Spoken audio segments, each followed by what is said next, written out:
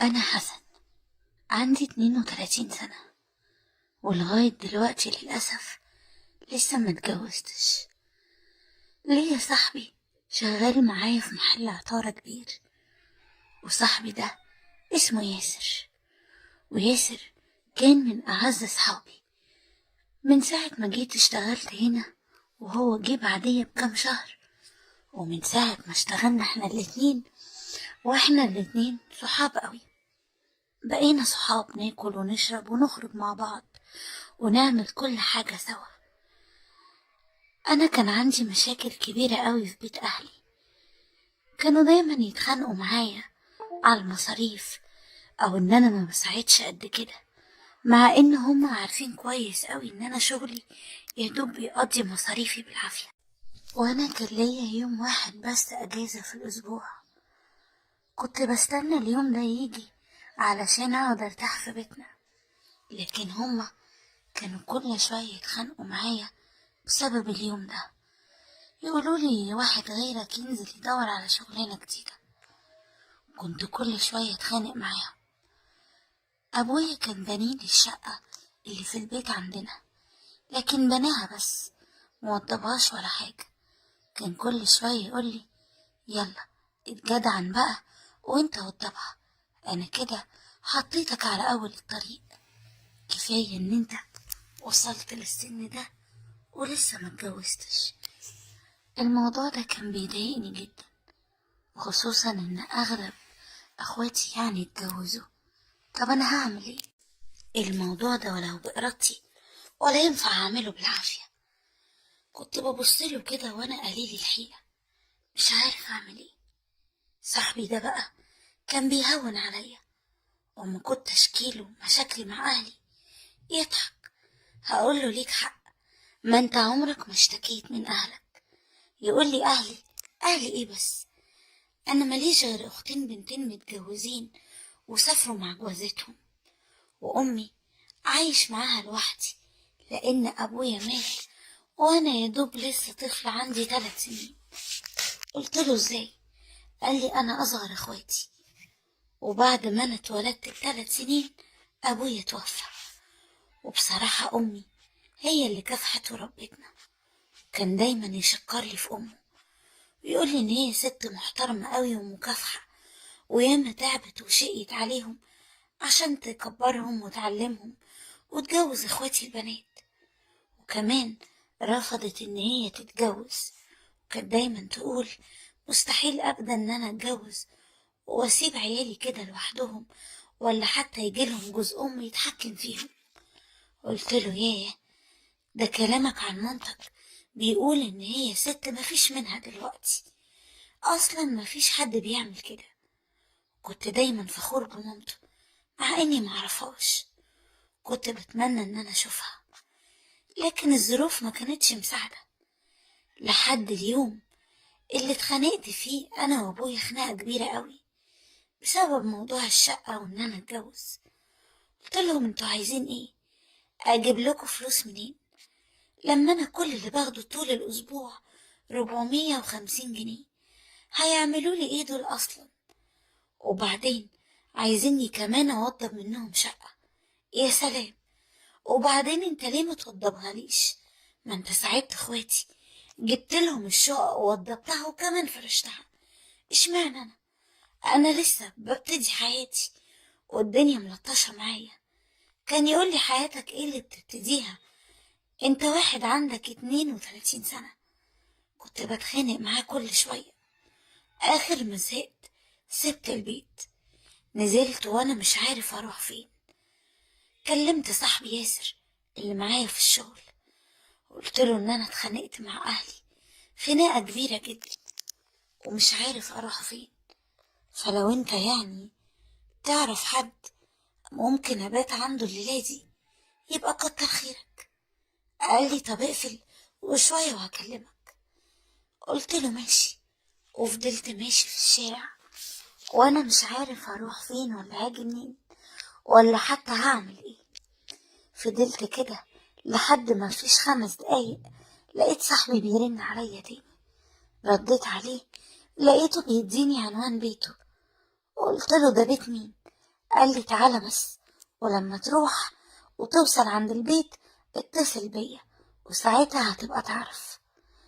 قلت يمكن حد من قرايبه، ولا يمكن شقة بتاعت حد من معارفه قافلها ولا حاجة، ولا حتى يكون عارف حد عايش لوحده زي حالتي كده واقعد معاه. وفعلا أول ما وصلت العنوان اللي هو بعتولي في الرسالة رنيت عليه زي ما هو طلب مني، لكن اتفاجئت ان هو بيبصلي من البلكونة ويقول لي اطلع. وقتها بصراحة اتكسفت جدا، لان زي ما هو حكالي عايش هو ووالدته لوحدهم. اتكسفت اي نعم، لكن قلت قبل ما اطلع مش مشكلة، ما هي ست كبيرة يعني زي امي، ما فيهاش حاجة لما اطلع واقعد معاهم حتى الليلة دي لحد ما اعرف هعمل ايه. يكش حتى تاني يوم اما اروح الشغل اكلم صاحب الشغل واقول له ابات في المحل، اصل يعني هروح فين. وفعلا طلعت، واول ما هو فتح لي الباب وسلم عليا وقال لي اتفضل، ودخلت اوضه الضيوف لقيت والدته جايه تسلم عليا. ست زي القمر، حلوه قوي، عكس اللي هو كان بيقولهولي. كان دايما يقول لي امي دي ست اتكافحت واشتغلت وشقيت وبين عليها ان هي ست متمرمطه يعني في الدنيا. لكن اللي انا شفتها ست يعني لا مؤاخذة كده شايفة قوي قوي نفسها وواخدة بالها من نفسها كويس. بصيت له كده وبصيت لمامته، قلت له هي دي والدتك؟ قال لي ايوه. قلت له ازاي؟ راحت هي قالت لي ازاي يعني ايه ازاي؟ قلت له اصلك هي يعني صغيرة، انا اسف، اصل ابنك دايما بيحكي ان انت شقيتي وتعبتي واتبهدلتي في الدنيا عشانهم، وانتي ما شاء الله عليكي زي القمر، اصلا اللي يشوفك مستحيل يصدق ان ده ابنك، ومع ان ده بتقولي ان هو اصغر واحد. قعدت تضحك عليا وعلى كلامي، قالت لي مش قوي كده، انا بس بهتم بنفسي شوية مش اكتر، لكن انا فعلا ربيتهم وياما اشتغلت وشقيت علشانهم، وديك شايف النتيجة. عندي راجل اهو ما شاء الله ماله هدومه، وبنتين كبرتهم وعلمتهم وجهزتهم احسن جهاز وكمان جوزتهم. وقلت لها بصراحة برافو عليكي، وكل ده لوحدك من غير ما يكون في راجل قادر يسندك ويساعدك في المصاريف والدنيا اللي انت فيها دي. قعدنا نتكلم، لكن انا طول القعدة مركز معاها جدا، اصل هي حلوة قوي. وبعد كده قامت تحضر لنا العشاء، وبعد ما اتعشيت استأذنت منهم ان انا ادخل انام، وصاحبي وصلني الأوضة بتاعته وقال لي ادخل نام انت وانا شوية وهحصلك، اصل انا وامي متعودين كل ليلة نتفرج على فيلم ونقعد نسهر سوا. قلت له مفيش مشكلة. وفعلا دخلت وقعدت افكر في الست اللي انا شفتها، ست حلوة قوي، يعني ده فرق بيني وبينها بسيط، ممكن يبقى 10 سنين او يمكن اكتر بحاجات بسيطة. قعدت افكر ازاي هي مخليه نفسها كده، مش باين عليها سن ولا خلفة ولا ان هي عندها عيال من الاساس. بقيت محتار، لكن بعد شوية لقيت صاحبي دخل الأوضة. أنا كنت نايم وظهري هو اللي ناحيته، ولما اتقلبت أول ما هو دخل قال لي ايه ده، انت لسه صاحي ما نمتش؟ اوعى تقولي انك مش عارف تنام. قلت له عادي، مكان جديد عليا وانت فاهم بقى، فطبيعي ان انا مش هنام على طول يعني. قال لي اه طبعا، بس اوعى تكون مكسوف مني ولا حاجة، لو مش جايلك نوم تعالى نطلع نسهر شوية، ماما اصلا لسه سهرانة ما نامتش. قلت له لا لا، انا هنام، ما تنساش ان احنا عندنا شغل بكرة. قال لي عندك حق، على العموم البيت بيتك والحمام في اخر الطرقة لو عوزت يعني تدخل ولا اي حاجة، وطبعا المطبخ انت شفته اول ما دخلت الشقة، ولو جعت ولا حاجة وانا نايم عايش، ده بيتك ومطرحك. صاحبي اول ما حط دماغه على المخدة راح في سابع نومه، لكن انا معرفتش بسبب تغيير المكان ان انا انام على طول. وبعد شوية حسيت ان انا محتاج اني ادخل الحمام، وفعلا قمت. كنت فاكر ان والدته صاحية زي ما هو قال لي، لكن لما انا قمت ما لقيتش حاجة.